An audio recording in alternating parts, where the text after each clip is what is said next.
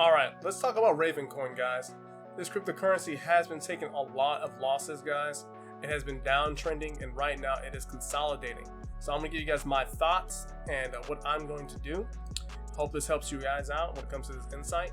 So for the last couple of days, Ravencoin has been also, like I said, consolidating. Now a lot of people are thinking about buying into it. For me, I'm not going to be buying into it because I need this price to actually start heading up before I can get interested or get into this cryptocurrency, because it might head down a lot lower.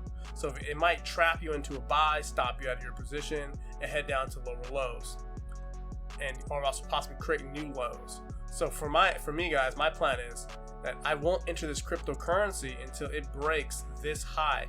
Basically, it's 0.033 cents. If it can break that high and build up a little bit of foundation or support, then I'll look at entering it. Because if it doesn't do something like this, go up and start building some type of better bottom, like this right here, to head up to this previous high, then most likely this cryptocurrency might be heading down a lot lower. Something like this, guys. Builds up a lot more orders and then buys and it heads up to this high. Then I would probably get into on a buy stop right at the 0.034 position.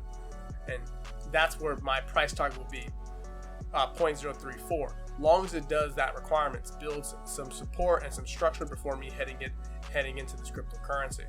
Because possibly I might be wrong, and to make sure that I'm not, if I am wrong, I don't take a loss, that it needs to build that, because it might just head down much lower. It might be this low right here, basically at the 1.9 cents level, and head down, possibly even lower. And if it does that, I want to protect myself from taking a loss. So that's my plan for this, guys. Now, when it comes to crypto, guys, this thing is on 201,000 watch list. That's a lot of people looking at this cryptocurrency. Also, it's ranked number 118 and has a $286 million market cap.